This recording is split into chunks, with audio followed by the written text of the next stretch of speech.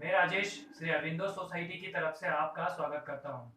हम आपको शिक्षा में शून्य निवेश नवाचार कार्यक्रम ZII द्वारा संकलित रोचक नवाचार के बारे में बताएंगे।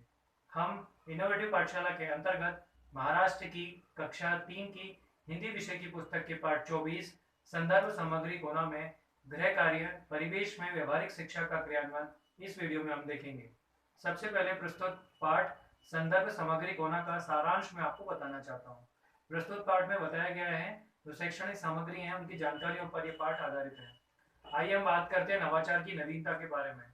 प्रस्तुत पाठ में जब से संबंधित छात्रों को गृह कार्य दिया जाता है, जिसे अब जो गृह कार्य उनको दिया जाता है वह आसपास के परिवेश को ध्यान में रखते हुए दिया जाता है, जिसे छात्र घर जाकर अपने अभिभावकों की मदद से इस गृह कार्य को पूरा करते हैं, जिससे कि वे वर्तमान परिवेश में बदलते हुए माहौल में जो शिक्षा है और विषय की जो समझ है उसको बेहतर कर सके।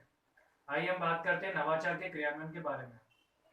जब छात्रों को गृह कार्य दिया जाता है तो छात्र आसपास की घटनाओं को तथा अभिभावकों के साथ साझा करते हैं और जो घर में वही सब बताते हैं जो कि विद्यालय में पढ़ाया जाता है, जिससे कि छात्रों का वर्तमान परिवेश में जुड़ते हुए और साथ ही साथ में उनको जो विषय की समझ है वो बेहतर हो पाती है।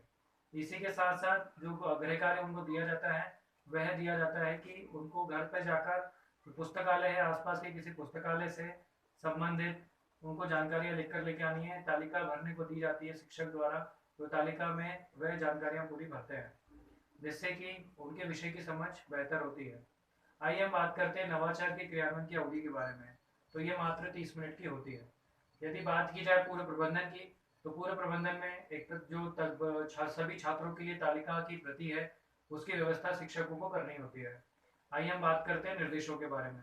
शिक्षक जब भी पाठ पढ़ा रहे हैं तो उसके बाद ही ये गृह कार्य दिया जाता है, तो गतिविधि के लिए निर्माण और व्याख्या जो है वो पहले से ही पूर्व में कराना अत्यंत आवश्यक है, जिसके बाद इससे संबंधित गृह कार्य दिया जाता है। जो गृह कार्य दिया जाता है तो शिक्षक कहते हैं छात्रों को कि वे घर जाकर अपने आसपास में जो पुस्तकालय हैं वहाँ से संबंधित जो पुस्तक है उनका नाम लिखकर उन्हें लेकर आना है।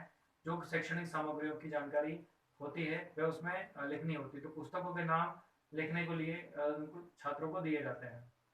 इसी के साथ साथ अभिभावकों के लिए भी इसमें निर्देश है कि जो तालिका भरने के लिए दिया जा रहा है, जो तालिका है उसमें एक तरफ विद्यार्थी का नाम रहेगा और एक तरफ पुस्तक का नाम रहेगा, कि पुस्तक विद्यार्थी का नाम ऊपर रहेगा, बाकी पुस्तक के नाम रहेंगे कि कौन कौन सी पुस्तक उन्हें प्राप्त हुई है।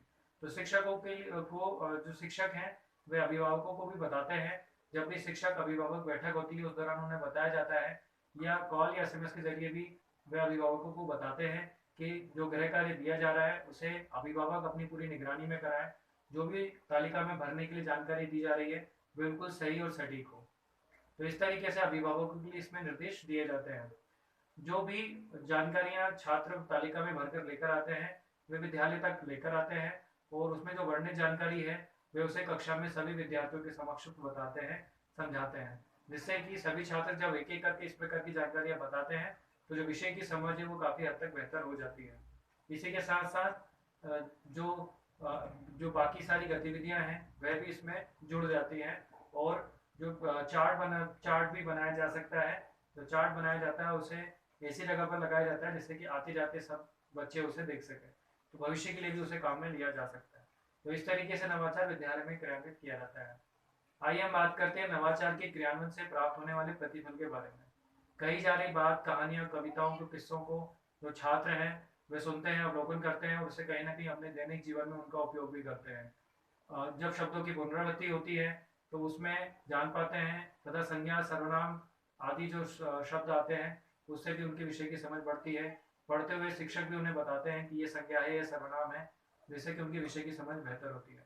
NCF 2005 की यदि बात की जाए तो NCF 2005 बच्चों के जो अनुभवात्मक जो रहता है, जो कि जिसमें बच्चों के अनुभव और उनकी आवाज़ को इस नवाचार में प्राथमिकता दी गई है, प्रधानता दी गई है, इसलिए NCF 2005 के उद्देश्यों की पूर्ति भी करता है।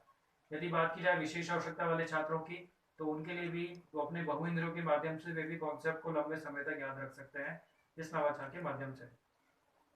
तो इस तरीके से आज हमने संदर्भ सामग्री कोना में गृह कार्य परिवेश में व्यवहारिक शिक्षा का क्रियान्वयन समझा। इस पाठ में और भी कई सारे नवाचारों का क्रियान्वयन किया जा सकता है।